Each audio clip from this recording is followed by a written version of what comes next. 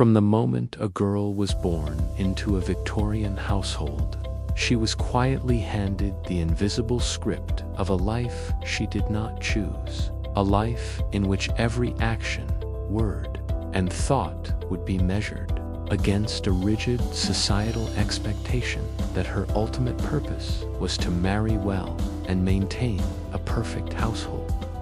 Parents watched with anxious pride as their daughters learned to curtsy, speak softly, and perform needlework with painstaking precision, each lesson reinforcing the idea that domestic grace and social decorum were more valuable than intelligence or ambition. Childhood was carefully structured to instill compliance. Dolls, miniature kitchens, and toy furniture were not merely playthings, but rehearsals for the performance of adult domesticity, teaching young girls that the home would one day be both their stage and their cage. Music, drawing, and French were introduced as accomplishments rather than genuine passions, meant to charm suitors rather than enrich the mind. While storytelling and reading were often restricted to moralistic tales, emphasizing obedience, piety, and the virtues of patience, conversations were monitored.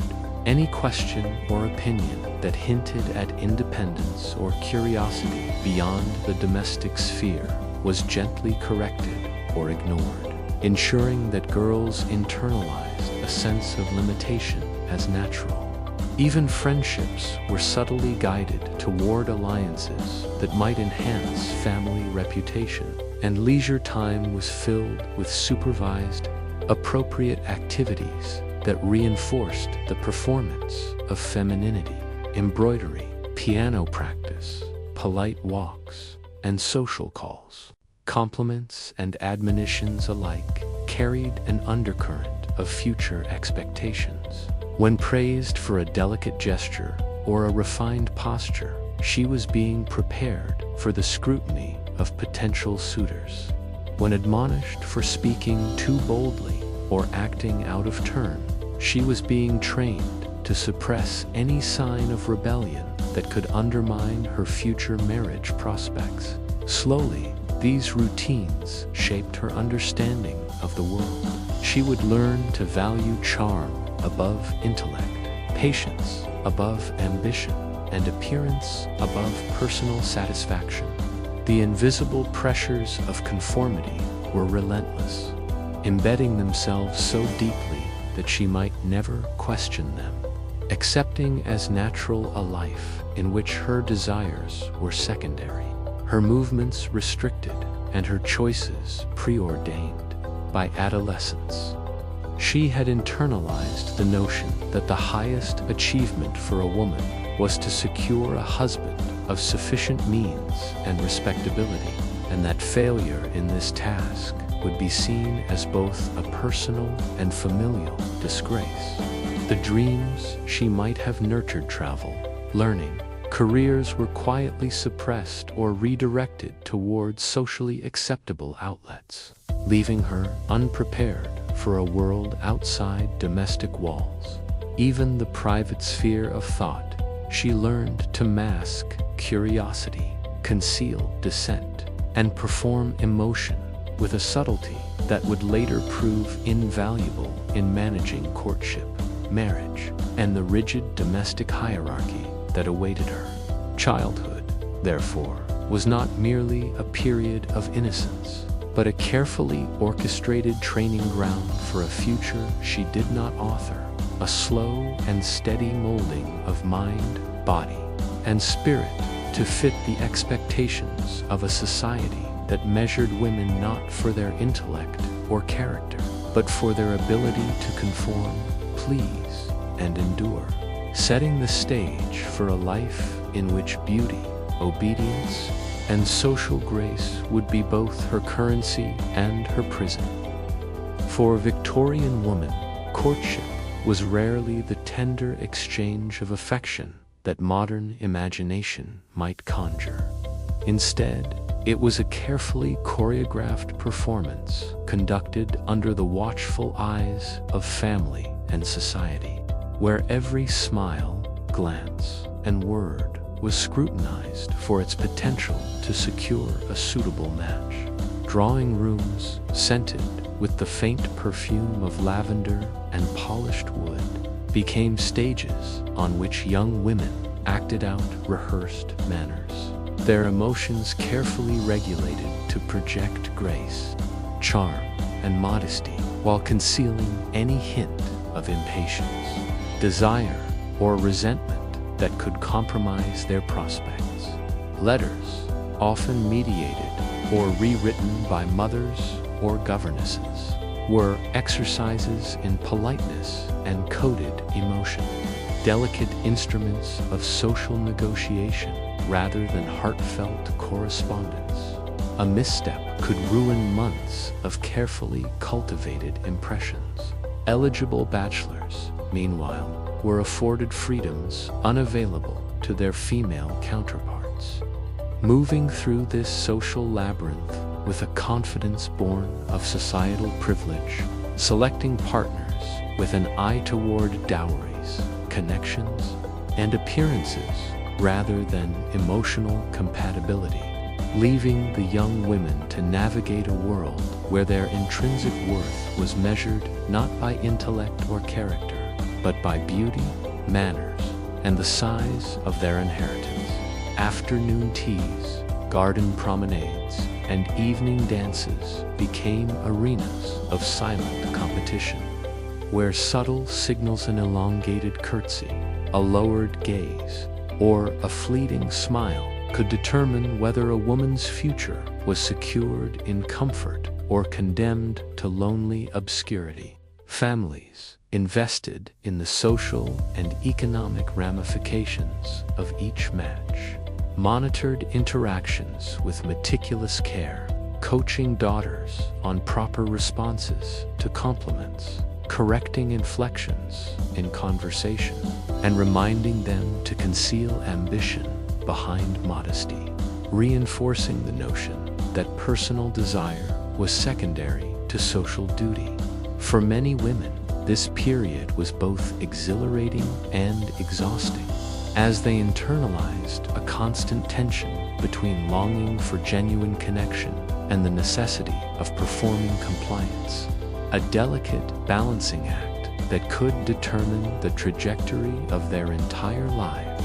Emotional labor was relentless. Young women learned to conceal disappointment when rejected, suppressed curiosity or opinions deemed inappropriate, and cultivate an aura of sweetness and submissive intelligence that would attract the attention of suitable men. Yet, beneath the layers of etiquette and decorum, a quiet anxiety pervaded every gesture, every measured laugh. The fear of being overlooked or deemed unsuitable haunted the mind, shaping behavior in ways both subtle and profound. Courtship, in this sense, was less an intimate dialogue than a transactional negotiation, a marketplace of social value where marriage contracts were brokered, not with contracts on paper alone, but with gestures, appearances, and the careful orchestration of emotion. Even the rare moments of genuine attraction or joy were shadowed by the omnipresent awareness that failure to secure a match could consign a woman to spinsterhood, a life of social invisibility and quiet derision, reinforcing the unspoken but relentless truth that in Victorian society, a woman's freedom and security were inseparable from the performance of propriety, and her happiness often a secondary, negotiable commodity. In such a world, love was fragile, obedience compulsory, and the stakes existential, shaping a generation of women whose lives were meticulously scripted by society long before they ever exchanged vows, leaving them vulnerable to both societal judgment and personal regret. Behind the polished facades of Victorian households, where curtains swayed gently in the sun and the faint aroma of tea lingered in the parlors. Many wives endured a private torment that went unnoticed by the polite world outside: emotional neglect, controlling behavior, and, in too many homes, outright physical abuse, all concealed beneath the veneer of domestic perfection. A husband's word could carry the weight of law within the walls of the home, dictating routines, punishing perceived slights, and reminding the wife that her value depended entirely on obedience, decorum, and her capacity to endure. Social norms discouraged women from voicing dissatisfaction or seeking redress.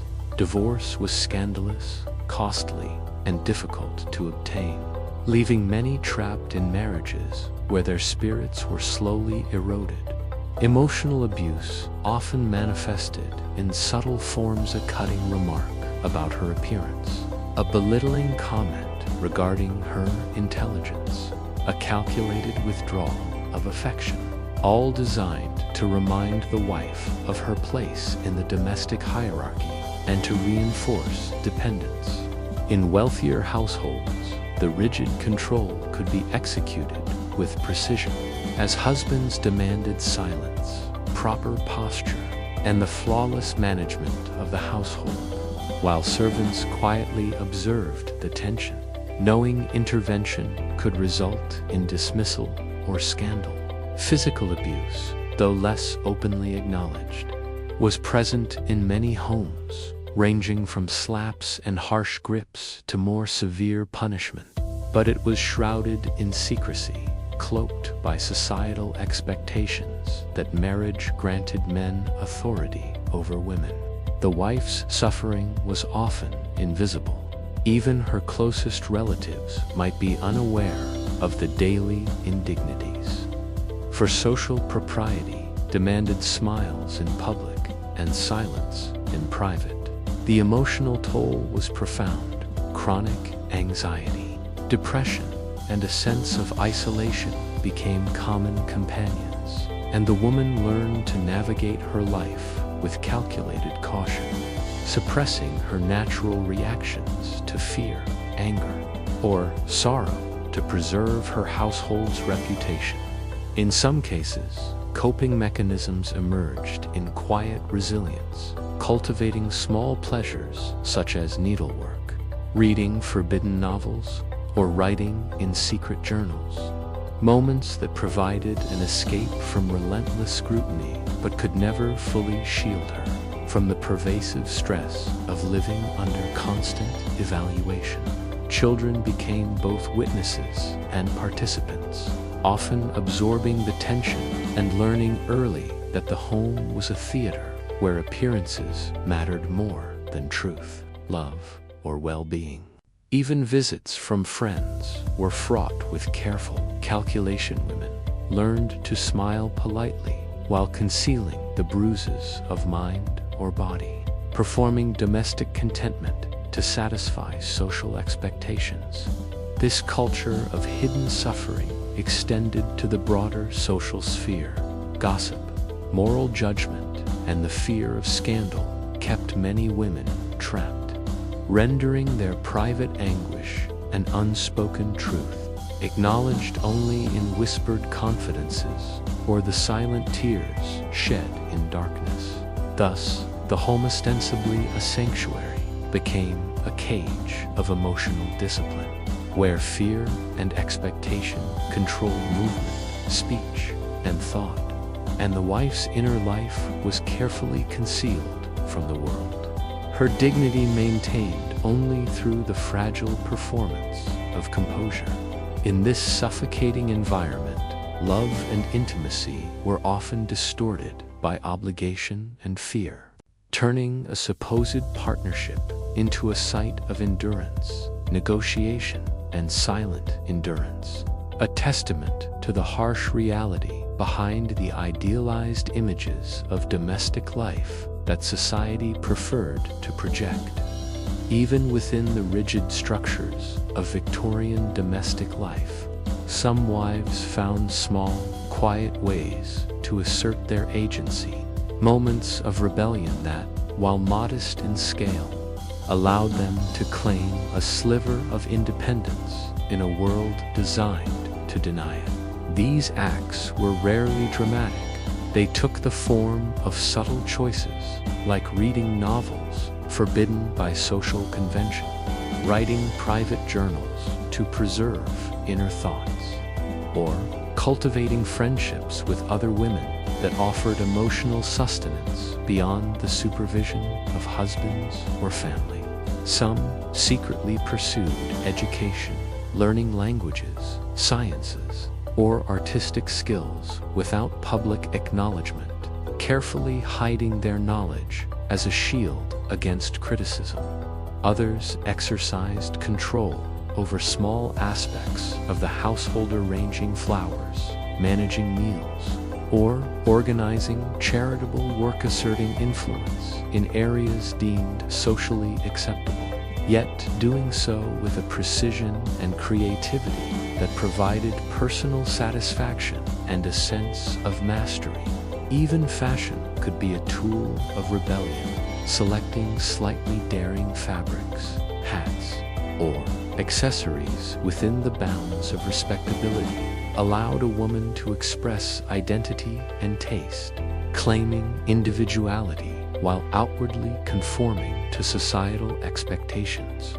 In certain households, wives negotiated limited freedoms with their husbands, convincing them to allow visits to friends, attendance at cultural events, or participation in charitable societies, effectively carving out small spaces where they could breathe outside the suffocating norms of domesticity. Travel, though uncommon, offered another rare avenue of escape, and some women who accompanied husbands on journeys or visited relatives in distant towns experienced fleeting glimpses of autonomy, freedom, and perspective beyond the parlor walls.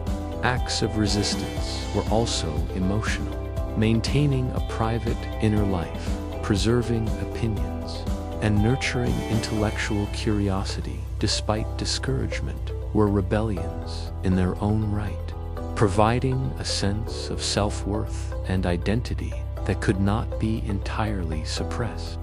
In some cases, women formed covert support networks with other wives or female relatives, sharing advice, empathy, and emotional sustenance, a quiet rebellion against the isolation imposed by marriage. These small acts, however, were often precarious. Discovery could result in reprimand, social censure, or even restriction of privileges within the home. Yet, for many women, the existence of these tiny freedoms, moments of personal choice, intellectual engagement, or emotional expression, was enough to sustain them through the larger oppressions of daily life. They became a quiet testament to resilience, proving that even in the harshest constraints, human spirit seeks agency, connection, and meaning.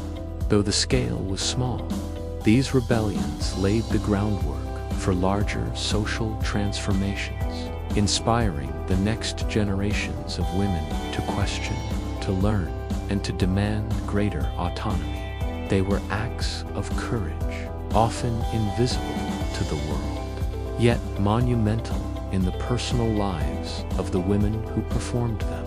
A hidden assertion that while Victorian society sought to define, limit, and control, individuality and selfhood could still survive, flickering quietly but persistently behind closed doors. In the end, these small rebellions remind us that even within suffocating systems of oppression, human creativity, intellect, and emotional strength find ways to persist, offering hope and humanity amid lives constrained by tradition, expectation, and societal rigor. From the first light of dawn, the life of a Victorian wife was orchestrated with meticulous precision, as if the entire household hinged upon her ability to execute routine flawlessly, transforming domestic labor into an unrelenting performance of perfection. Morning began with the sound of the bell or the rustle of curtains, signaling the start of tasks that demanded both efficiency and decorum. She rose, dressed in layers of corsets, petticoats, and stiff bodices, arranged her hair according to social fashion, and ensured her appearance projected composure and refinement. For even the smallest disheveled detail could reflect poorly upon the household. Breakfast was a complex choreography, requiring attention to the nutritional needs, preferences, and moods of the family, while simultaneously supervising servants to guarantee that each tray, cup, and plate met unspoken standards of presentation. Beyond feeding the household, she inspected linens, dusted furniture, arranged flowers, and ensured the rooms reflected order, cleanliness, and propriety, all while maintaining a polite demeanor that masked fatigue, irritation, or frustration. Every action carried implicit judgment from both family and visitors. The flawless execution of domesticity was more than a duty it. Even minor lapses, a misplaced fork, a stain on a tablecloth, or a misaligned curtain could be perceived as a reflection of moral or personal failing, compounding the emotional weight of perfection that Victorian society imposed on women. Amid these tasks, she was expected to remain accessible and gracious, ready to receive guests at a moment's notice, respond to letters with polished civility, and attend to the spiritual and emotional needs of her family. Personal desires, comfort, or rest, or luxuries rarely afforded, often sacrificed to the relentless demands of running a household that functioned not only as a home, but also as a display of status, propriety, and social credibility. The rigidity of this routine created an invisible cage in which movement, speech, and even thought were subtly disciplined by the dual pressures of societal expectation and internalized perfectionism. Though some wives derived satisfaction from skillfully managing these tasks, others experienced the slow accumulation of exhaustion and frustration, a tension that left little space for self-expression or emotional relief. As the day progressed, this cycle repeated with merciless regularity, transforming ordinary chores into high-stakes exercises in control and presentation, and ensuring that even moments of supposed leisure were tinged with vigilance and responsibility. The domestic sphere, outwardly serene and orderly, was in truth a site of ceaseless labor, mental calculation, and emotional endurance, where the Victorian wife balanced the visible and invisible weight of expectation, striving to maintain the illusion of ease while her body and spirit bore the hidden strain of perfection. In such an environment, the home was both sanctuary and prison, a space where accomplishment could be displayed proudly. Yet every achievement was shadowed by the persistent knowledge that failure, however small, could provoke social criticism, personal guilt, or a sense of inadequacy that lingered long after the day's work was done. Though Victorian wives were bound by societal expectation to maintain strict obedience and decorum, within the walls of their homes they wielded a subtle, often invisible form of authority over the household, a power that came not from law or social recognition, but from the careful orchestration of labor, order, and routine. Managing servants was itself a delicate art, requiring both vigilance and diplomacy. The housekeeper, cook, maids, and governesses all depended on her direction. Yet any overt display of harshness could be seen as unladylike, while too much leniency could result in disorder that reflected poorly on her competence. Every day demanded an intricate mental inventory: who had cleaned which room, whether the pantry and larders were fully stocked, if linens were spotless, and whether the children were properly dressed, educated, and behaving according to social expectation. Tasks were performed with relentless attention to detail, often while simultaneously entertaining guests, responding to letters, or preparing meals, creating a continuous mental strain that left little room for personal reflection or leisure. The emotional labor involved was immense.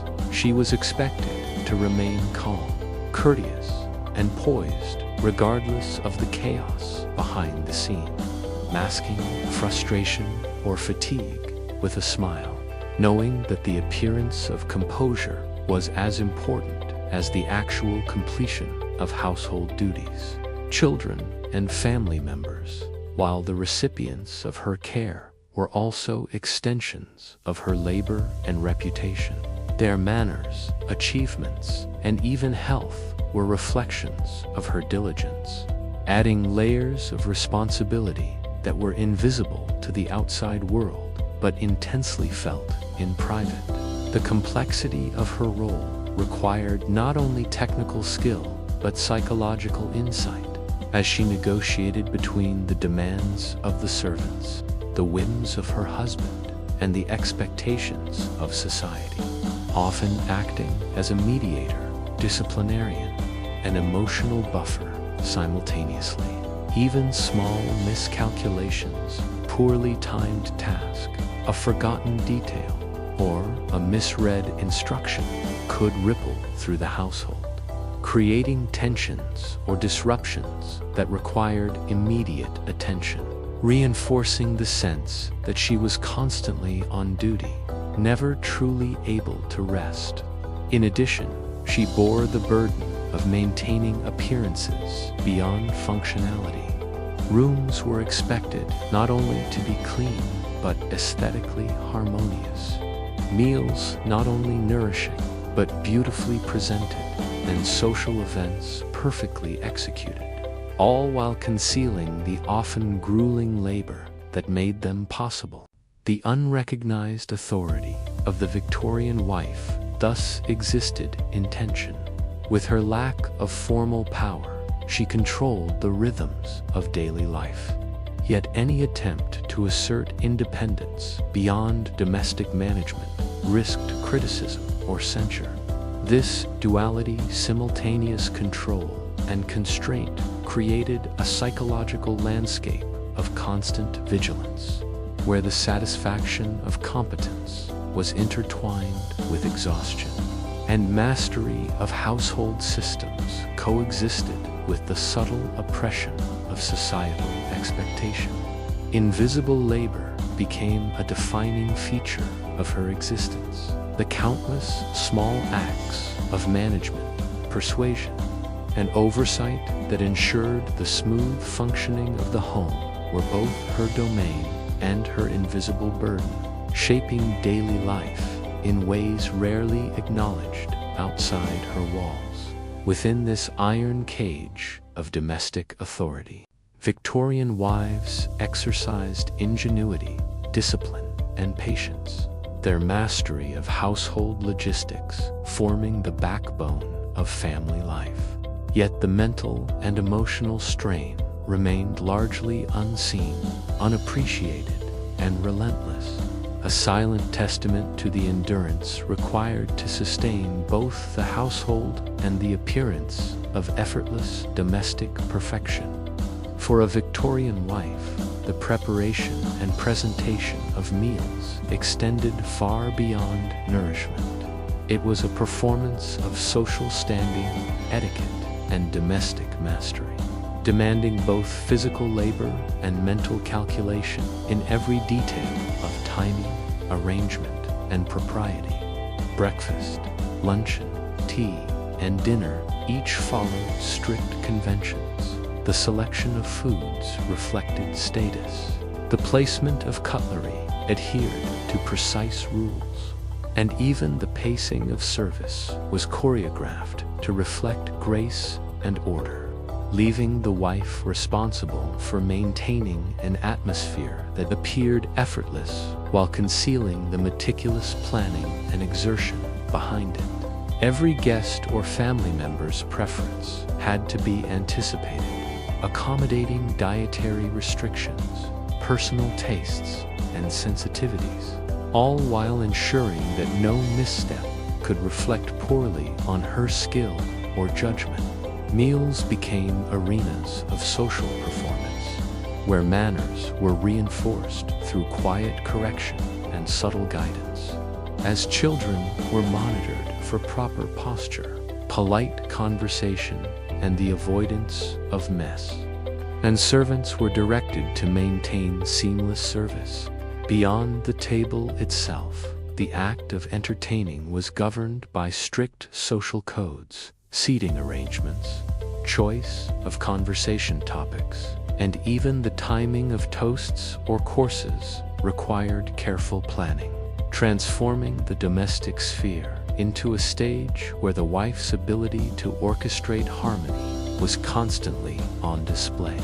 Emotional labor intertwined with practical labor.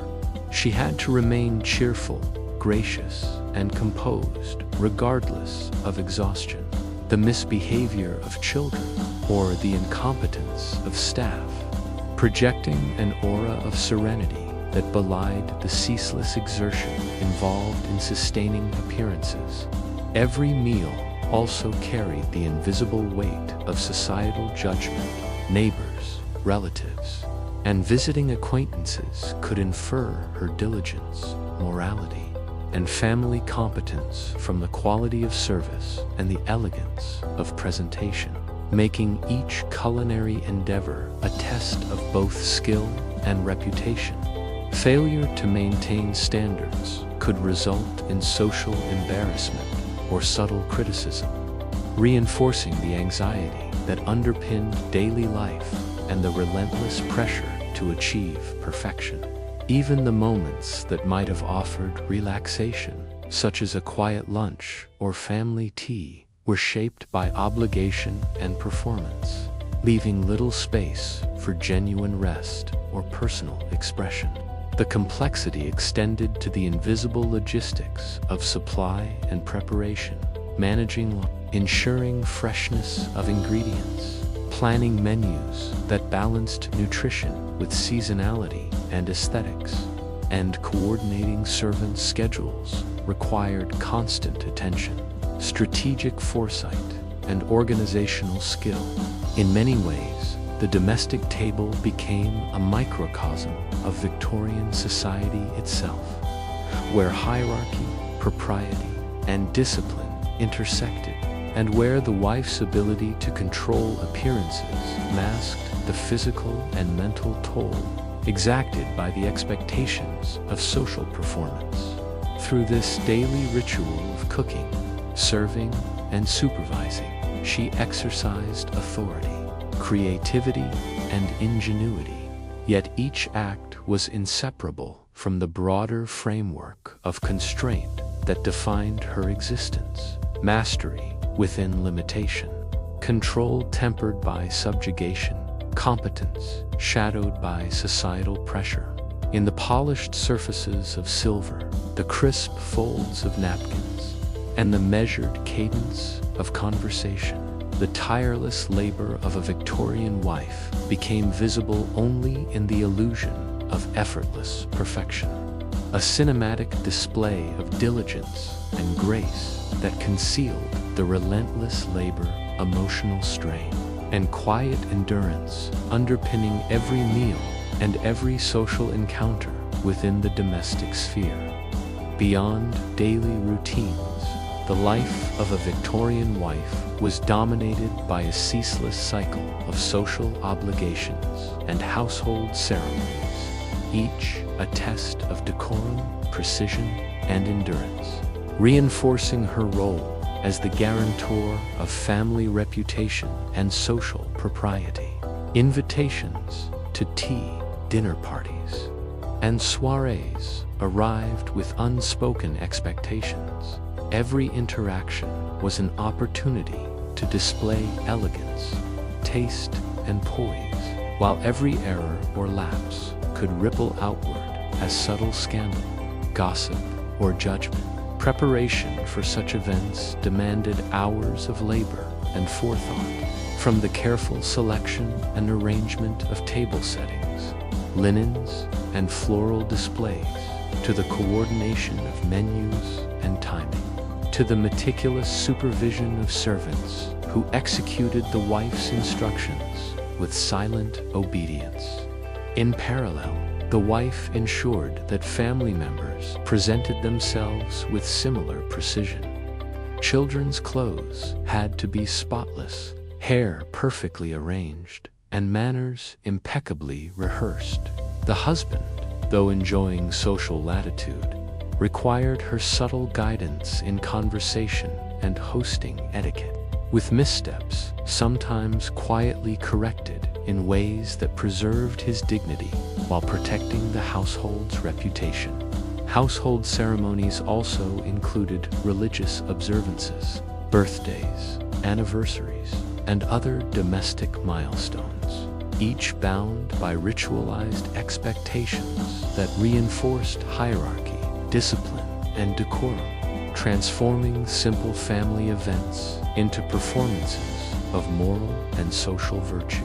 Emotional labor was omnipresent. The wife masked fatigue, irritation, or private dissatisfaction behind a smile or a measured gesture, aware that every expression was scrutinized and potentially interpreted as a reflection of her competence or moral character. Even seemingly trivial tasks, folding napkins with precise symmetry, polishing candlesticks, or arranging seating according to social precedent, carried symbolic weight, signaling attention to detail, refinement, and adherence to societal norms. Failure to maintain these appearances could invite criticism, real or imagined, leaving her hyper-aware of the social gaze and the stakes involved in every domestic decision. The preparation and execution of social obligations became a form of invisible labor, as every choice, adjustment, and correction required foresight, patience, and strategic thinking, often exhausting both mind and body while remaining largely unrecognized outside the household. Despite the constraints, some wives found subtle ways to inject creativity, personal taste, and satisfaction into these ceremonies, whether in the choice of floral arrangements, the arrangement of lighting, or the curation of conversation topics, claiming small victories in a life otherwise tightly governed by expectation. In effect, Victorian domestic ceremonies transformed the home into both stage and arena, where mastery of presentation, control over labor, and emotional resilience were the measures of success, and where the pressure to project perfection never ceased. Through these rituals, the wife became simultaneously director, performer, and audience of her own constrained existence, exercising authority in invisible ways while remaining trapped within the iron cage of societal norms. Every polished surface, precisely folded napkin, and carefully timed toast reflected a life lived in perpetual service to appearances, a cinematic tableau of discipline, endurance, and emotional labor, where the weight of expectation was as tangible as the furniture she polished and the flowers she arranged. In these domestic ceremonies, the Victorian wife's identity, skill, and survival were tested constantly, revealing the stark intersection of societal power, personal sacrifice, and the quiet heroism embedded in daily acts of meticulous care. As dusk fell over Victorian households, bringing a temporary respite from the relentless demands of domestic life, the evening offered wives a rare moment of solitude, reflection, and quiet endurance. Though even this period was rarely free from the burdens of expectation and responsibility. After overseeing the final preparations for dinner, ensuring that the household remained orderly, and supervising children's studies or bedtime routines, the wife often retreated to her private quarters, a small sanctuary where the day's labor could finally be processed in isolation. Yet, even in these moments, her mind was seldom at rest. The tasks of the household, the scrutiny of family and society, and the pressures of maintaining appearances lingered, weighing on her consciousness like a persistent shadow. Many turned to reading, writing, or embroidery activities, socially sanctioned, yet deeply personal, to cultivate a sense of selfhood, intellectual engagement, or creative satisfaction. Though these pursuits were often modestly hidden from the more public eye, lest they appear frivolous or self-indulgent, journals became confidants, where wives could articulate feelings of fatigue, frustration, or quiet despair, recording thoughts that might never be shared, offering a semblance of agency in a life otherwise governed by external expectations. In wealthier households, the evening might include reading aloud, musical performance, or discussions with children, all carefully structured and monitored. Yet even these activities demanded the maintenance of composure, grace, and patience, leaving little room for spontaneous emotion or unrestrained expression. Solitude was thus both a relief and a continuation of labor, as the mental, emotional, and social demands of the day followed her into private spaces, requiring constant vigilance and careful navigation of internalized norms. Some women found subtle ways to stretch the boundaries of their evening hours, lingering over a favorite novel, sketching scenes inspired by travel or imagination, or privately corresponding with sympathetic friends or relatives. All acts that provided small, precious affirmations of individuality and intellect. Yet the overarching sense of confinement never fully dissipated. The home, even in its quietest hours, remained a structure of control, reflection, and societal expectation, reminding the wife that her identity and value were measured by her ability to manage labor, maintain appearances, and conform to the dictates of propriety. In these evening hours, the interplay of fatigue, reflection, and quiet resilience shaped the inner life of the Victorian wife, forging a delicate equilibrium between endurance and self-preservation, compliance and subtle assertion of selfhood. Even when physically still, her mind traced the contours of the day, the minor victories of successful meals, harmonious social interactions, and well-managed households, blending with the quiet despair of restricted freedom, unfulfilled ambition, and emotional labor that went unrecognized. The private sphere, though ostensibly a retreat, was thus simultaneously restorative and oppressive, offering both a momentary haven and a stark reminder of the iron cage in which she lived. By candlelight or the soft glow of a fireplace, the Victorian wife navigated these dualities, with quiet determination, cultivating patience, reflection, and resilience. Preserving a sense of identity in the spaces society allowed her to claim, and demonstrating that even in a life dominated by external control, the human spirit found avenues, however narrow, for endurance, contemplation, and self-preservation. Beneath the prim curtains, polished floors, and carefully curated parlors of Victorian homes, many wives endured a quiet, almost invisible torment, a combination of emotional manipulation, verbal cruelty, and, in far too many cases, physical abuse, all cloaked beneath the veneer of domestic propriety and social respectability. Husbands, empowered by law, tradition, and social expectation, often exercised unchecked authority within the household, using criticism, withdrawal of affection, or direct physical punishment to assert dominance and reinforce the subservience of their wives.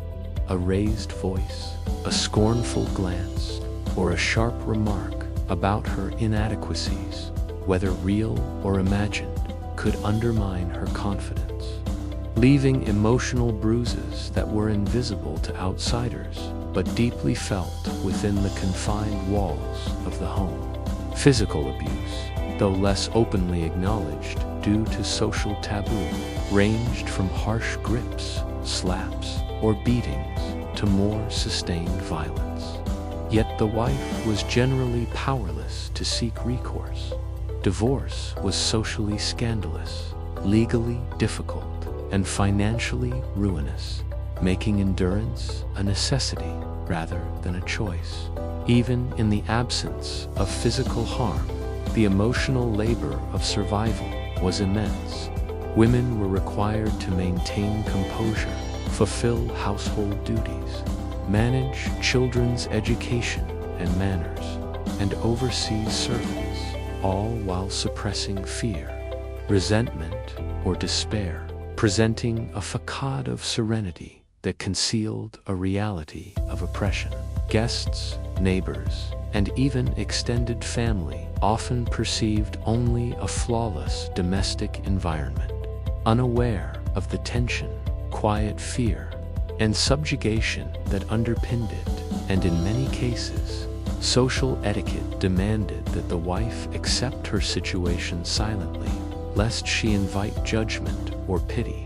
Isolation exacerbated suffering. Servants were sometimes complicit or powerless. Children absorbed the household tension, and society offered few mechanisms of support or protection, leaving the wife trapped in a cycle of control, endurance, and invisible labor.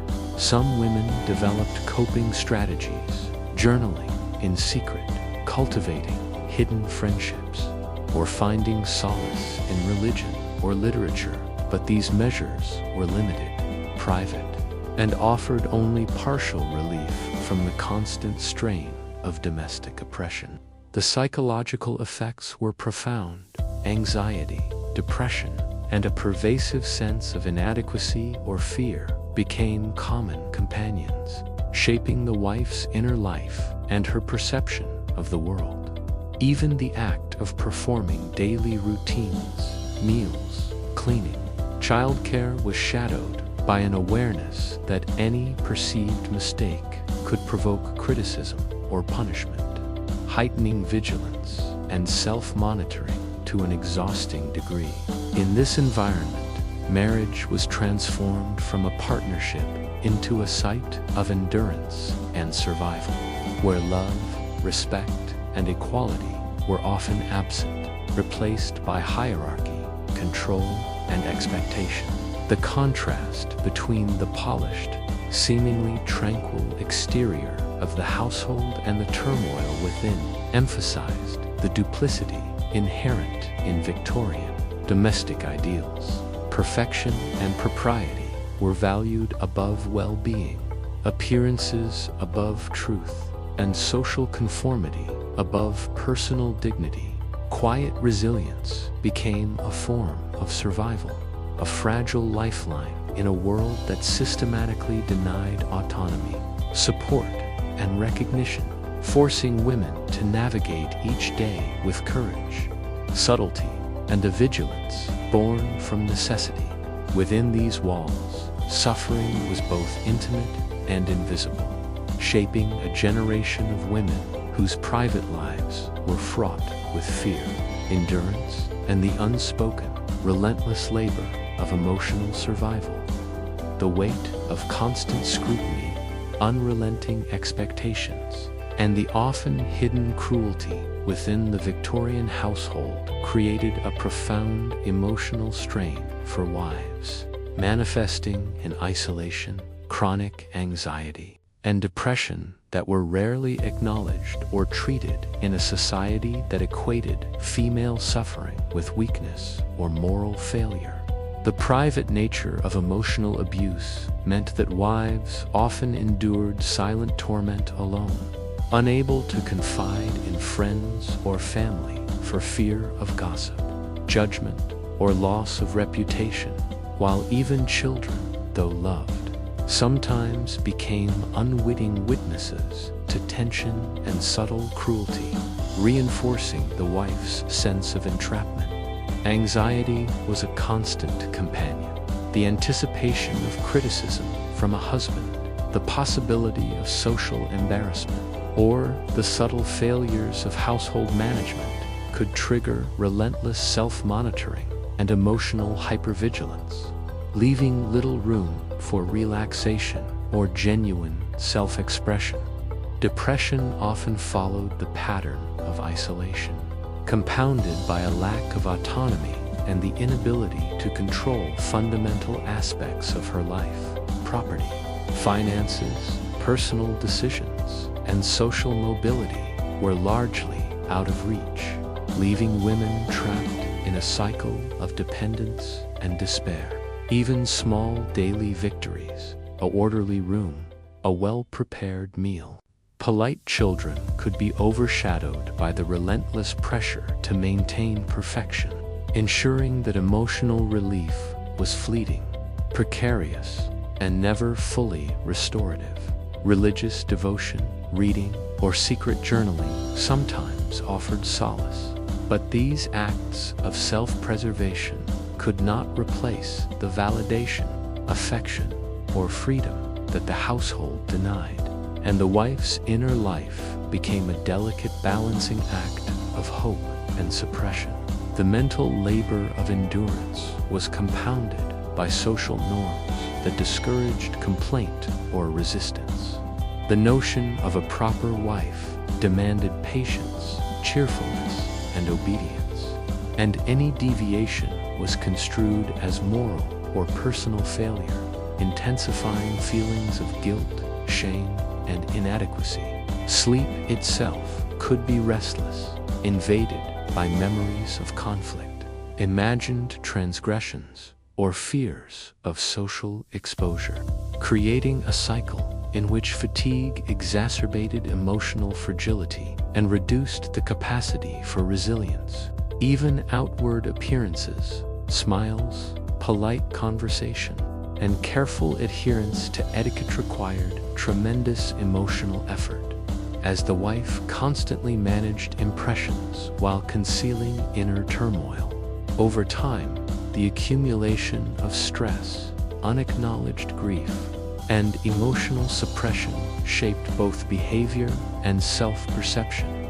Many women internalized blame for their suffering, believing they were naturally deficient, incapable, or deserving of hardship. A psychological captivity as constraining as any physical limitation. The interplay of anxiety, depression, and social isolation produced invisible wounds that often lasted a lifetime, shaping a generation of Victorian wives whose brilliance, intelligence, and emotional depth were channeled almost entirely into endurance, concealment, and the management of appearances.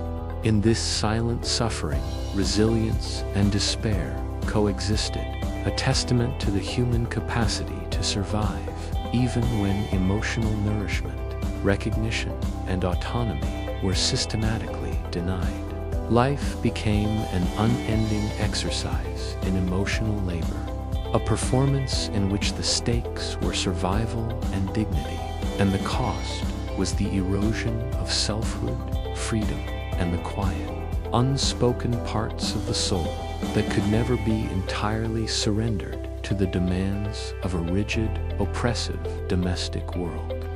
As dusk fell over Victorian households, bringing a temporary respite from the relentless demands of domestic life, the evening offered wives a rare moment of solitude, reflection, and quiet endurance. Though even this period was rarely free from the burdens of expectation and responsibility. After overseeing the final preparations for dinner, ensuring that the household remained orderly, and supervising children's studies or bedtime routines, the wife often retreated to her private quarters, a small sanctuary where the day's labor could finally be processed in isolation. Yet even in these moments, her mind was seldom at rest. The tasks of the household, the scrutiny of family and society, and the pressures of maintaining appearances lingered, weighing on her consciousness like a persistent shadow. Many turned to reading, writing, or embroidery activities, socially sanctioned, yet deeply personal, to cultivate a sense of selfhood, intellectual engagement, or creative satisfaction. Though these pursuits were often modestly hidden from the more public eye, lest they appear frivolous or self-indulgent, journals became confidants, where wives could articulate feelings of fatigue, frustration, or quiet despair, recording thoughts that might never be shared, offering a semblance of agency in a life otherwise governed by external expectations. In wealthier households, the evening might include reading aloud, musical performance, or discussions with children, all carefully structured and monitored. Yet, even these activities demanded the maintenance of composure, grace, and patience, leaving little room for spontaneous emotion or unrestrained expression.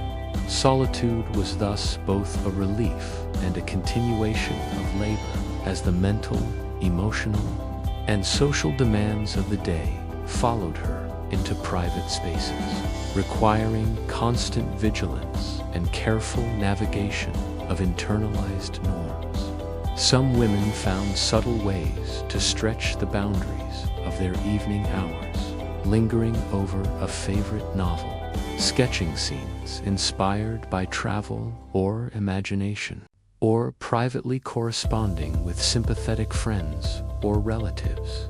All acts that provided small, precious affirmations of individuality and intellect. Yet the overarching sense of confinement never fully dissipated. The home, even in its quietest hours, remained a structure of control, reflection, and societal expectation, reminding the wife that her identity and value were measured by her ability to manage labor, maintain appearances, and conform to the dictates of propriety. In these evening hours, the interplay of fatigue, reflection, and quiet resilience shaped the inner life of the Victorian wife, forging a delicate equilibrium between endurance and self-preservation, compliance and subtle assertion of selfhood. Even when physically still, her mind traced the contours of the day, the minor victories of successful meals, harmonious social interactions, and well-managed households, blending with the quiet despair of restricted freedom, unfulfilled ambition, and emotional labor that went unrecognized. The private sphere, though ostensibly a retreat, was thus simultaneously restorative and oppressive, offering both a momentary haven and a stark reminder of the iron cage in which she lived. By candlelight, or the soft glow of a fireplace, the Victorian wife navigated these dualities with quiet determination, cultivating patience, reflection, and resilience, preserving a sense of identity in the spaces society allowed her to claim, and demonstrating that even in a life dominated by external control, the human spirit found avenues, however narrow, for endurance, contemplation, and self-preservation. Beneath the prim curtains, polished floors, and carefully curated parlors of Victorian homes, many wives endured a quiet, almost invisible torment, a combination of emotional manipulation, verbal cruelty, and, in far too many cases, physical abuse, all cloaked beneath the veneer of domestic propriety. Husbands, empowered by law, tradition, and social expectation, often exercised unchecked authority within the household, using criticism, withdrawal of affection, or direct physical punishment to assert dominance and reinforce the subservience of their wives. A raised voice, a scornful glance, or a sharp remark about her inadequacies, whether real or imagined, could undermine her confidence, leaving emotional bruises that were invisible to outsiders but deeply felt within the confined walls of the home. Physical abuse, though less openly acknowledged due to social taboo, ranged from harsh grips, slaps, or beatings to more sustained violence. Yet the wife was generally powerless to seek recourse. Divorce was socially scandalous, legally difficult, and financially ruinous, making endurance a necessity rather than a choice. Even in the absence of physical harm, the emotional labor of survival was immense. Women were required to maintain composure, fulfill household duties, manage children's education and manners, and oversee servants, all while suppressing fear, resentment, or despair, presenting a facade of serenity that concealed a reality of oppression. Guests, neighbors, and even extended family often perceived only a flawless domestic environment, unaware of the tension, quiet fear, and subjugation that underpinned it. And in many cases, social etiquette demanded that the wife accept her situation silently, lest she invite judgment or pity. Isolation exacerbated suffering. Servants were sometimes complicit or powerless. Children absorbed the household tension, and society offered few mechanisms of support or protection, leaving the wife trapped in a cycle of control, endurance, and invisible labor. Some women developed coping strategies, journaling in secret, cultivating hidden friendships, or finding solace in religion or literature, but these measures were limited, private, and offered only partial relief from the constant strain of domestic oppression. The psychological effects were profound. Anxiety, depression, and a pervasive sense of inadequacy or fear became common companions, shaping the wife's inner life and her perception of the world. Even the act of performing daily routines, meals, cleaning, childcare was shadowed by an awareness that any perceived mistake could provoke criticism or punishment, heightening vigilance and self-monitoring to an exhausting degree. In this environment, marriage was transformed from a partnership into a site of endurance and survival, where love, respect, and equality were often absent, replaced by hierarchy, control, and expectation. The contrast between the polished, seemingly tranquil exterior of the household and the turmoil within emphasized the duplicity inherent in Victorian. Domestic ideals, perfection and propriety were valued above well-being, appearances above truth, and social conformity above personal dignity. Quiet resilience became a form of survival, a fragile lifeline in a world that systematically denied autonomy, support, and recognition, forcing women to navigate each day with courage, subtlety, and a vigilance born from necessity. Within these walls, suffering was both intimate and invisible, shaping a generation of women whose private lives were fraught with fear, endurance, and the unspoken, relentless labor of emotional survival.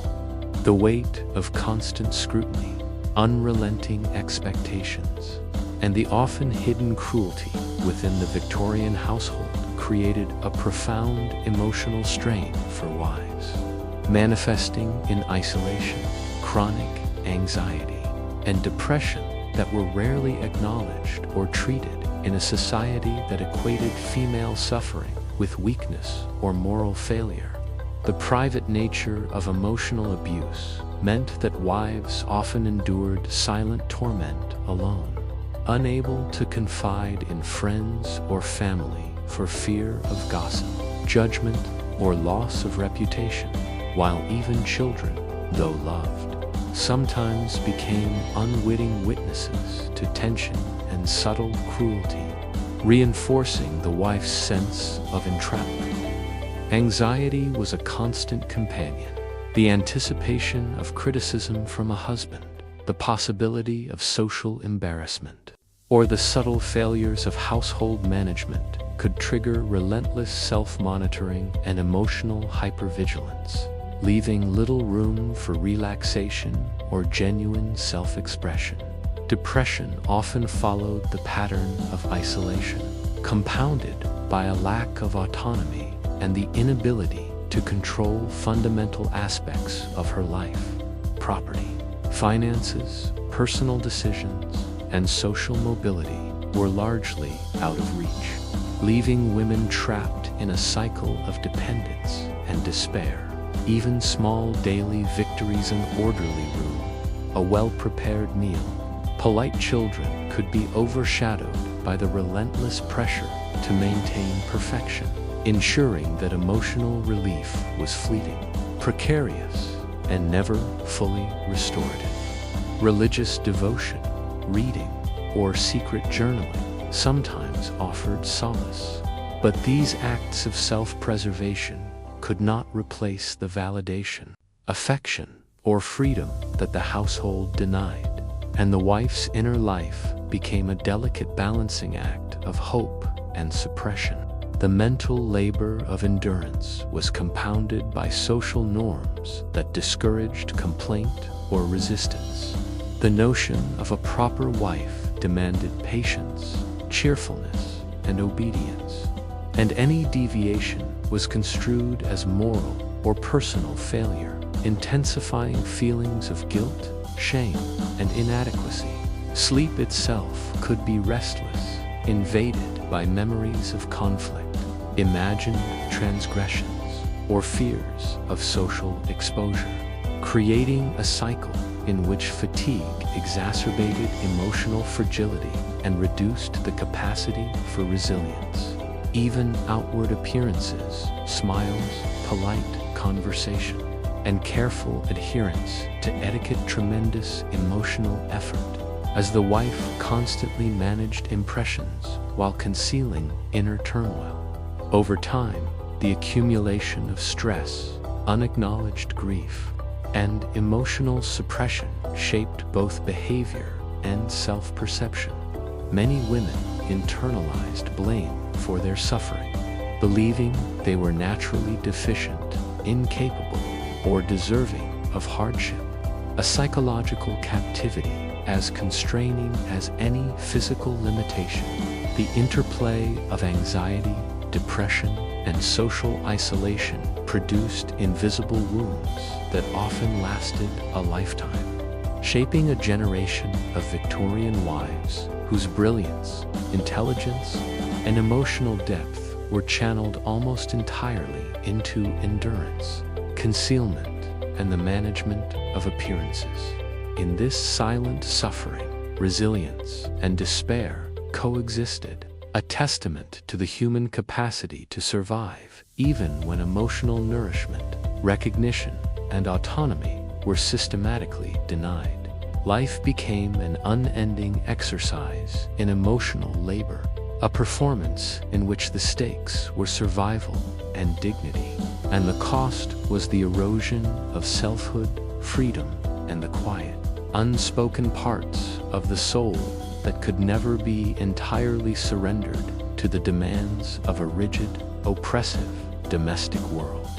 Within the ostensibly serene walls of Victorian homes, physical control over wives existed as an extension of social and marital hierarchies, where coercion, subtle punishment, and occasional overt physical discipline reinforced the notion that women were property to be guided, corrected, or restrained, all under the guise of maintaining order and propriety. Even in households where outright violence was rare, subtle methods of bodily control were pervasive. Husbands dictated dress, posture, and movement, regulating every aspect of appearance and behavior to reflect the household's status, while the threat of physical reprimand's lapse, or a stern grip on the arm loomed as a reminder of the consequences of perceived disobedience. In more severe situations, wives were subject to actual physical punishment, though such acts were rarely discussed outside the home, concealed by social expectation and the stigma attached to airing domestic grievances, leaving women vulnerable and voiceless. Beyond the immediate pain of punishment, the psychological impact was profound. Women internalized fear and submission, learning to preemptively curtail actions, words, and even thoughts that might provoke disapproval, effectively training their bodies and minds to conform to an oppressive ideal. Daily routines reinforced this control, from strict adherence to dress codes and household management, standards to obedience in social interactions and the supervision of children, creating a constant tension between autonomy and enforcement. The body itself became a site of regulation. Corsets and restrictive clothing constrained movement, posture, and comfort, reinforcing both societal ideals of feminine beauty and the physical subjugation of women. While fatigued from labor and enforced stillness compounded the sense of restriction. In households with servants, women also managed the coordination of others' labor, often mediating conflicts or correcting errors. Yet any mismanagement reflected upon her competence, producing additional stress and vigilance over physical spaces and movements. The intertwining of social, emotional, and bodily control meant that compliance was rarely optional. Obedience was cultivated through a combination of fear, expectation, and internalized norms, making resistance difficult, dangerous, or socially isolating. Even private moments were not entirely free. Decisions about personal time, travel, or intellectual pursuit were constrained by both the husband's authority and the invisible presence of societal judgment, reinforcing the sense that every bodily choice carried moral or social significance. In this environment, physical endurance became inseparable from emotional resilience. The wife learned to navigate pain, restriction, and discomfort with grace, concealing any sign of weakness or rebellion to maintain dignity and social acceptability.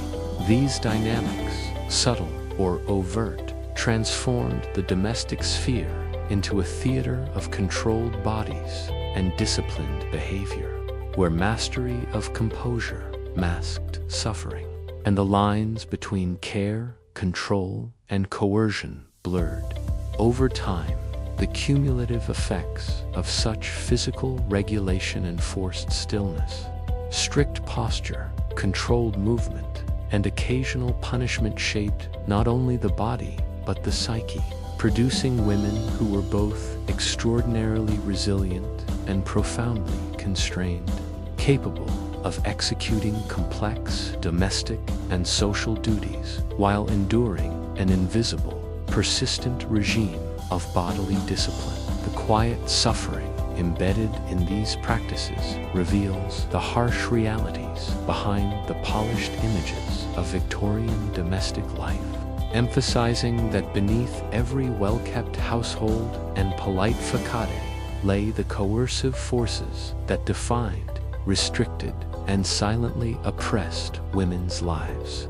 The suffering of Victorian wives was reinforced not only within the home, but also by the legal and social systems that rendered them largely powerless, creating an invisible chain that bound them to obedience, endurance, and often silent abuse.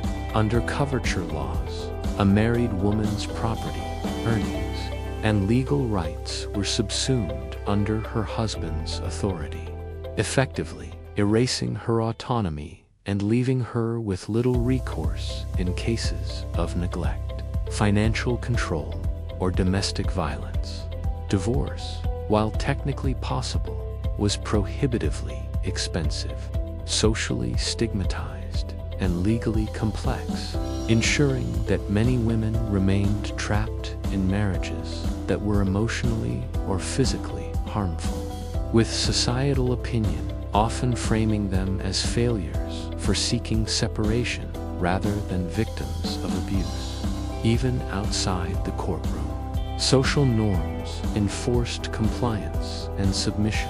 Polite society demanded that women maintain appearances, uphold family reputation, and endure marital difficulties quietly, while neighbors, clergy, and relatives rarely intervened, believing that private domestic matters were beyond scrutiny or interference.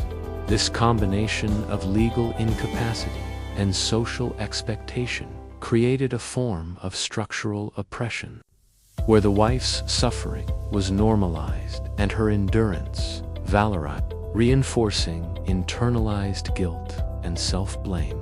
The threat of scandal served as an additional form of control.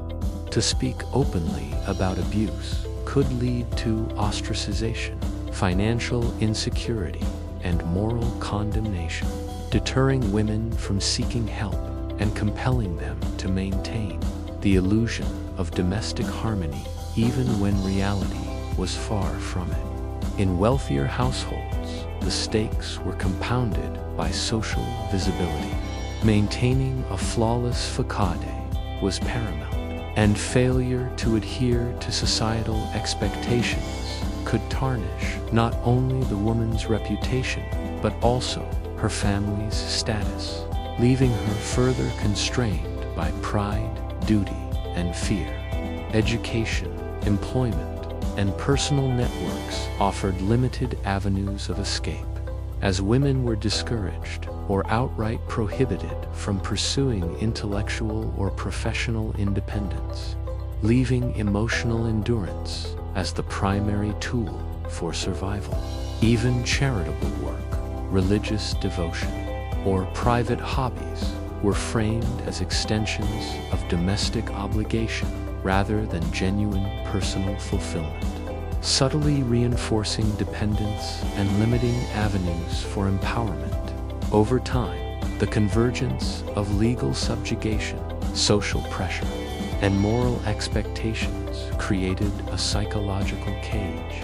Women internalized the idea that endurance was a virtue, silence a necessity, and autonomy an impossible aspiration, cultivating resilience alongside quiet despair.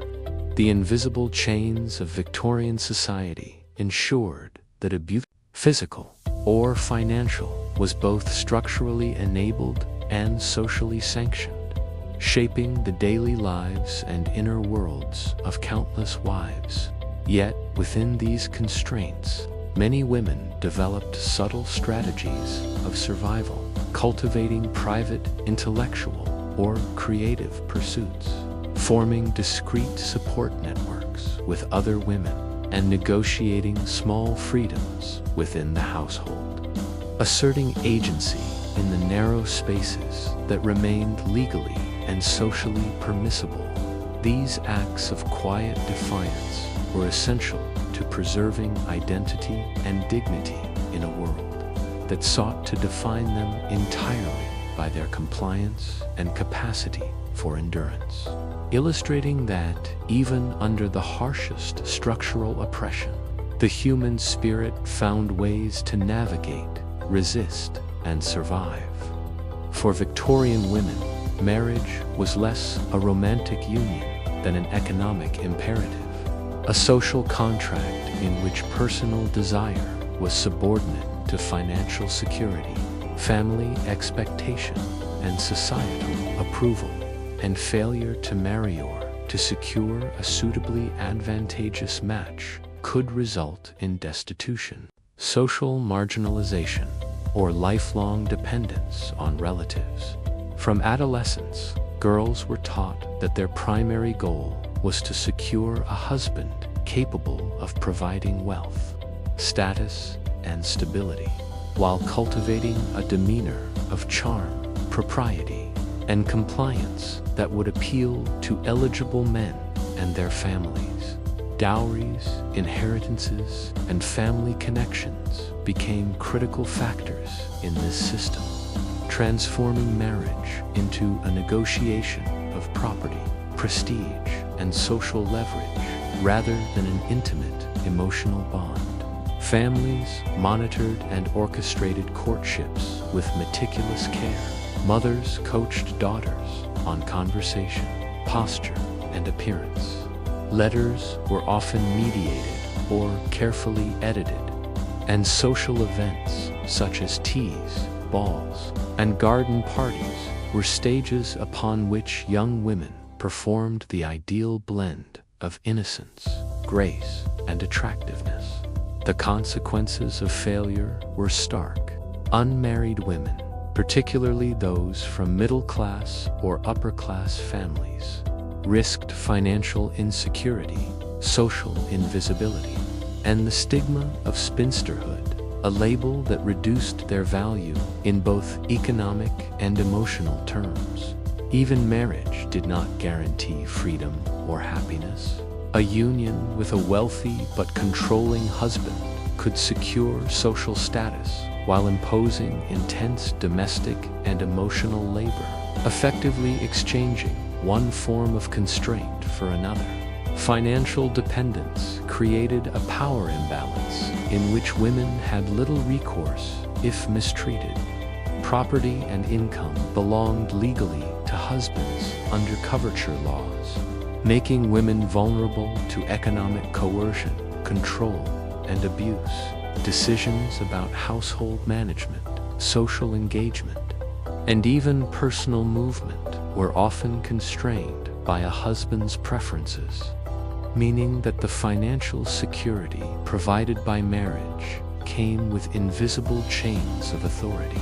The pressure to marry and to do so well extended beyond family to society at large, where neighbors, acquaintances, and extended networks monitored engagements, weddings, and domestic arrangements, often judging a woman's worth by her husband's wealth, status, and influence.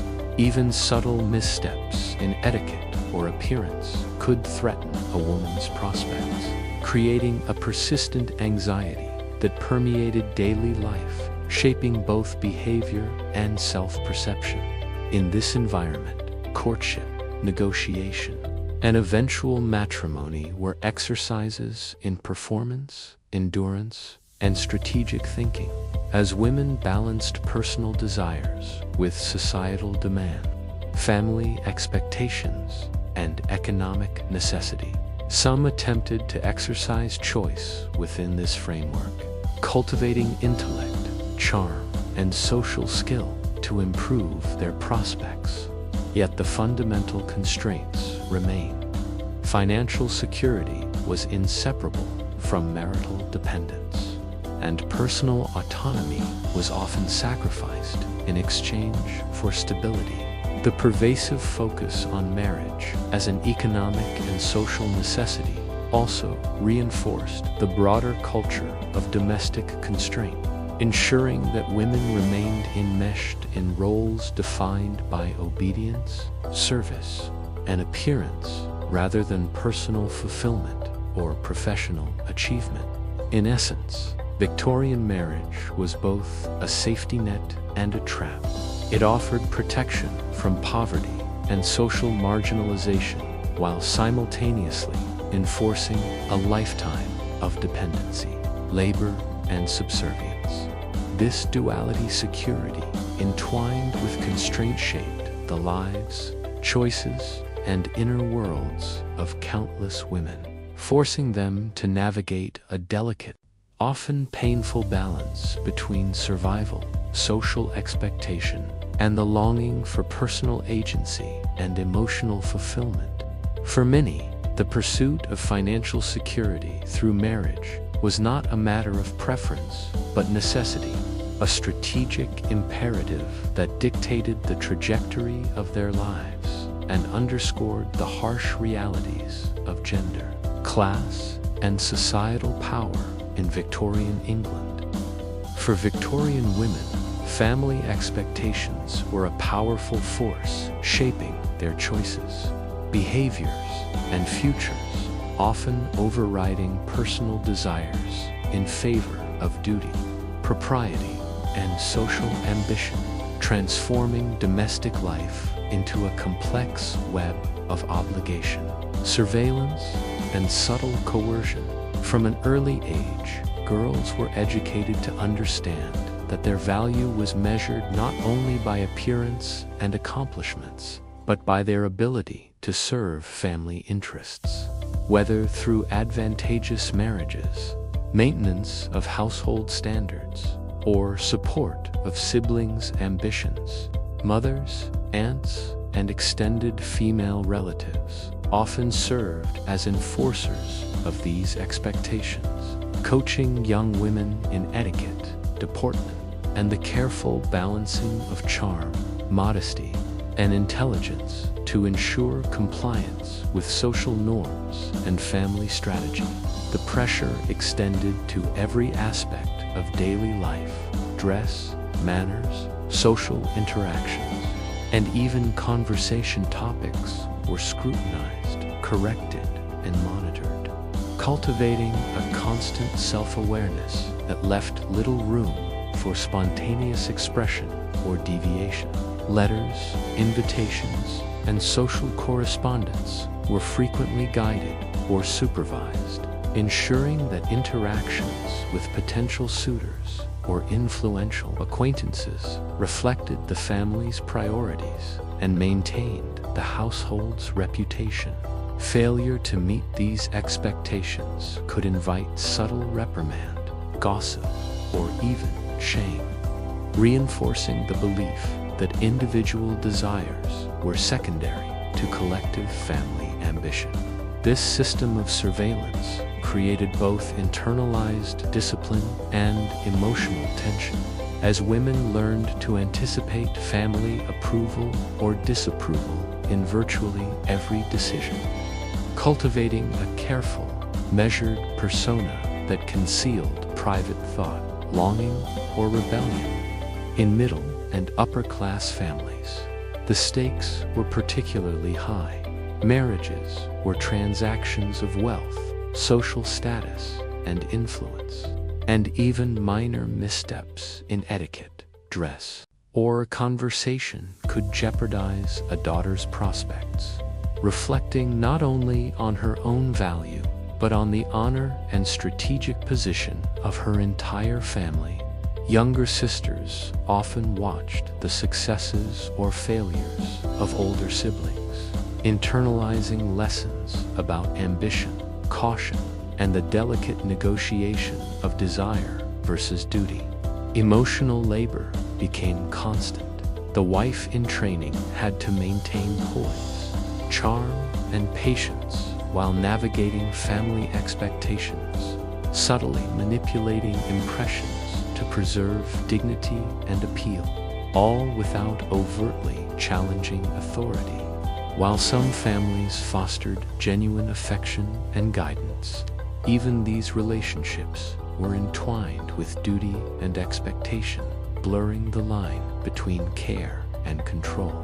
The pressure to conform extended beyond courtship to broader life choices, education, travel, charitable work, and social participation were often guided by what was deemed appropriate or advantageous by the family, leaving women to negotiate personal fulfillment within a tightly circumscribed framework. Over time, internalized expectations reinforced a form of self-surveillance.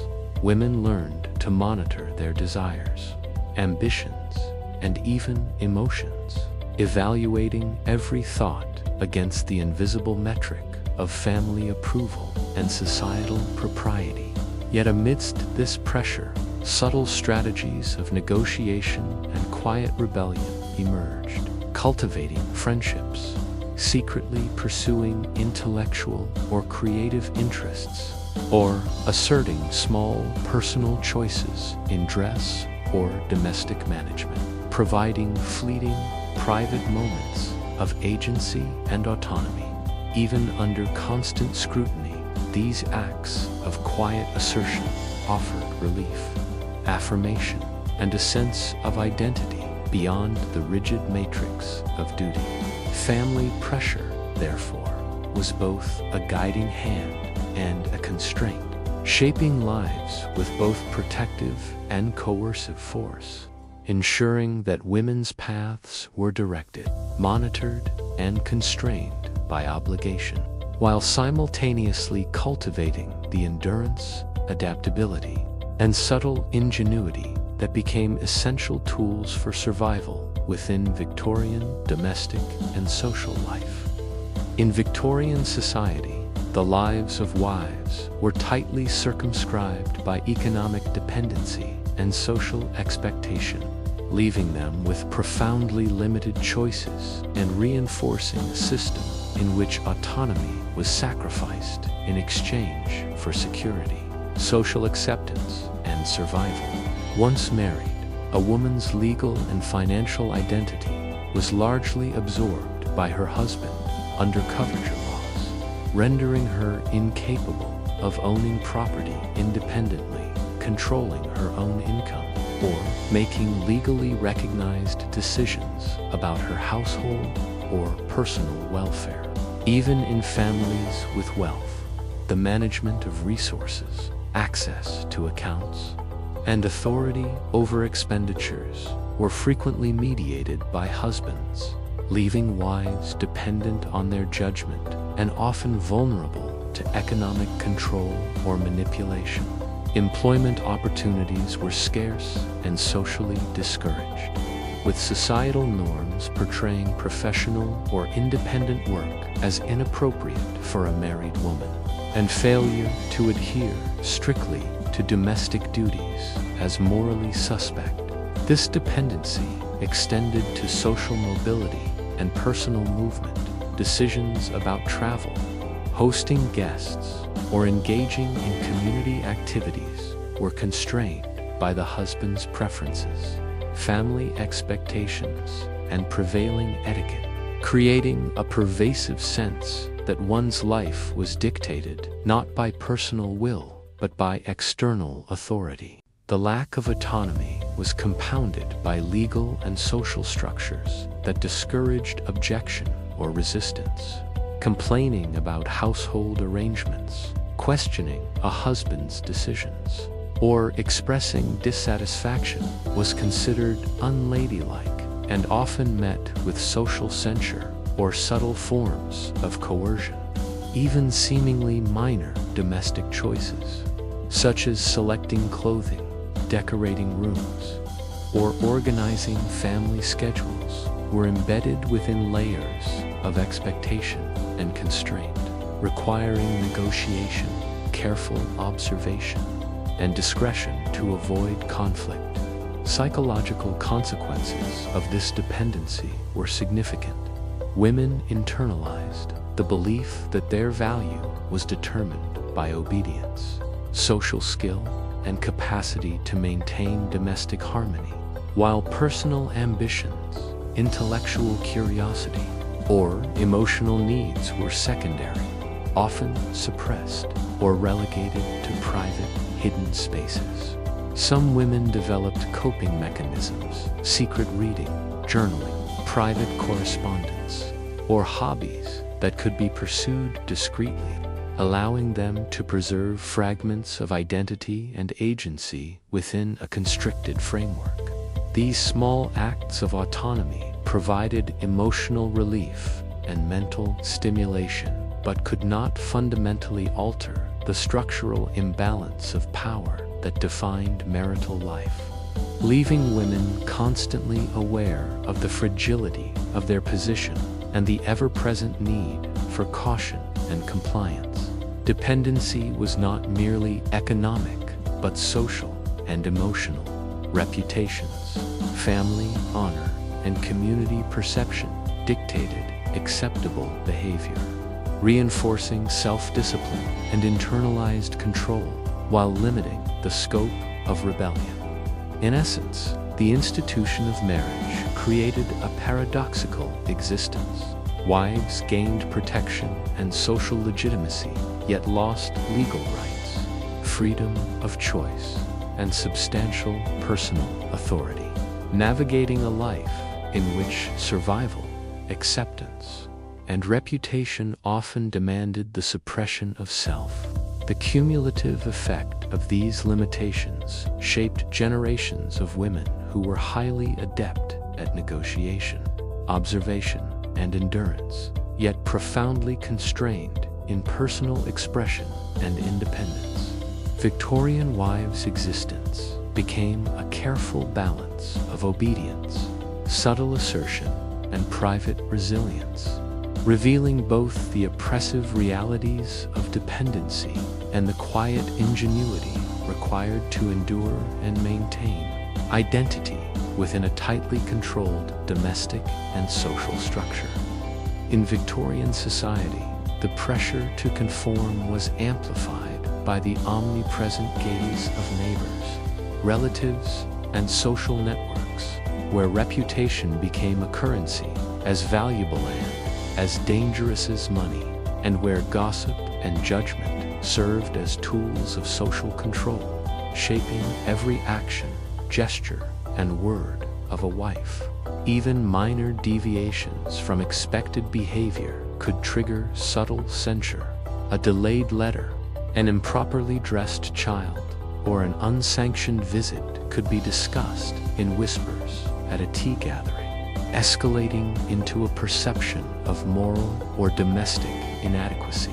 Women learned early that the household's appearance, the family's social standing, and their own comportment were intertwined, making them responsible not only for domestic management, but for maintaining the delicate facade of propriety and perfection that society demanded. Public perception dictated private behavior. What might have been a small indulgence or minor act of autonomy had to be carefully weighed against potential gossip, censure, or social exclusion. This constant monitoring extended to interactions with servants, friends, and even casual acquaintances. A mismanaged introduction, a misplaced word, or a lapse in etiquette could ripple outward, affecting both immediate and extended social networks. The fear of scandal and judgment instilled vigilance, self-discipline, and strategic thinking, as women anticipated social consequences in advance, often curbing natural inclinations to maintain the illusion of control and harmony. Even in private spaces, the awareness of reputation created an invisible pressure, shaping conversations, emotions, and behaviors with the subtle knowledge that breaches of decorum might eventually be revealed or inferred. Mothers, aunts, and older female relatives reinforced these social norms, acting both as guides and enforcers, ensuring that younger women internalized the rules of propriety and learned to navigate social expectation with skill and patience. Social gatherings, charitable work, and religious observance became stages where wives performed idealized versions of themselves, demonstrating grace, intelligence, and moral rectitude while concealing fatigue, fear, or private discontent.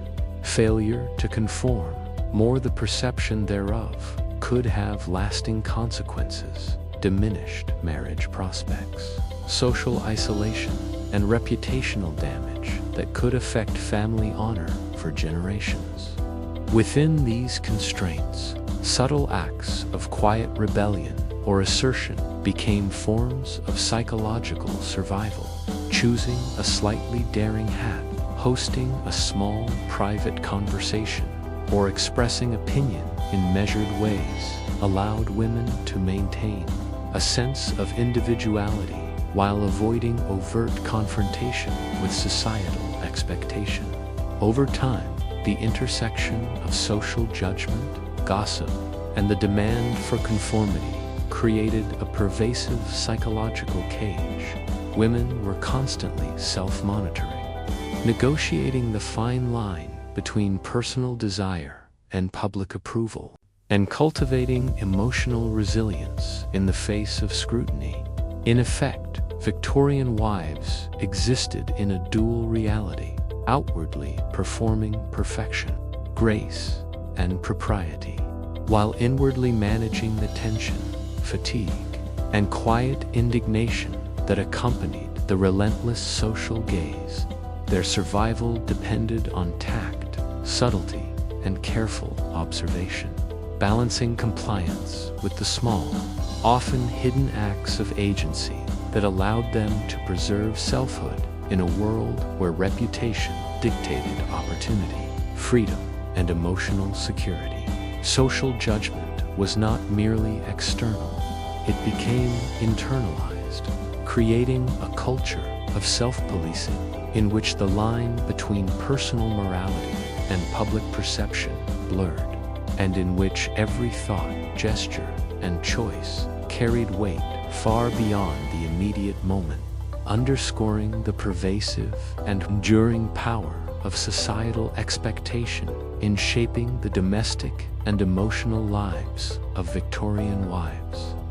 The daily life of a Victorian wife was an unrelenting physical ordeal, a ceaseless cycle of household labor, social obligations, child rearing, and meticulous management of servants, which left her body chronically fatigued, often in pain, and vulnerable to both acute and long-term health consequences. From the break of dawn, she was on her feet, tending to the cleanliness of floors, windows, and fabrics, preparing multiple meals with careful attention to both nutrition and presentation, and overseeing children's education and moral development, all while maintaining the polished appearance of the home for potential guests and visitors. The labor was physically exacting. Heavy laundry required strenuous scrubbing, mopping, and boiling. Meal preparation involved lifting heavy pots, constant movement, and exposure to heat or sharp implements. And the long hours of supervision demanded standing for extended periods, bending, reaching, and moving with precision to ensure tasks were executed perfectly. Even clothing contributed to the physical strain. tightly laced corsets restricted breathing, compressed the torso, and caused chronic discomfort, while heavy skirts, layered petticoats, and restrictive undergarments impeded movement, creating a daily tension between societal expectations of femininity and the practical realities of labor. These physical demands, compounded by the mental and emotional labor of constant vigilance over household and social duties, left many women exhausted, often suffering from chronic fatigue, headaches, digestive problems, and other stress-related ailments. Illnesses that were easily treated to days, such as minor infections, influenza, or nutritional deficiencies, could become serious threats, exacerbated by exhaustion and limited medical knowledge, particularly for women of lower middle and working class households where conditions were even harsher. Pain and fatigue were normalized, often dismissed as the inevitable consequences of being a good wife, reinforcing the expectation that endurance, perseverance, and silent suffering were virtues to be cultivated and displayed. Even leisure or rest was regimented. Women were expected to maintain composure during meals, social visits, or family gatherings, preventing genuine relaxation. While sleep could be interrupted by household emergencies, children's needs, or the pressures of social expectation. Nutritional inadequacies, overwork, and limited access to fresh air or exercise further compromised health, leaving women prone to weakness, anemia, and heightened susceptibility to disease. The constant pressure to maintain appearances, coupled with physically taxing routines, created a cycle of exhaustion and illness that few had the opportunity to break, forcing women to perform daily tasks with courage and determination despite chronic physical strain. Over time, this relentless labor and bodily discipline contributed not only to declining health, but also to the shaping of domestic hierarchies, where the endurance and physical labor of wives underpinned the smooth functioning of the household, while remaining largely invisible and unappreciated. In essence, the Victorian domestic ideal demanded not only perfection and grace, but the subjugation of the body to relentless labor, demonstrating the profound physical cost of maintaining appearances, authority, and familial cohesion. The interplay of exhaustion, chronic pain, and societal expectation illustrates that the domestic sphere, far from being a sanctuary, was a place where the body became a site of constant labor, endurance, and quiet suffering, leaving women physically, mentally, and emotionally taxed by a system designed to demand perfection at every turn.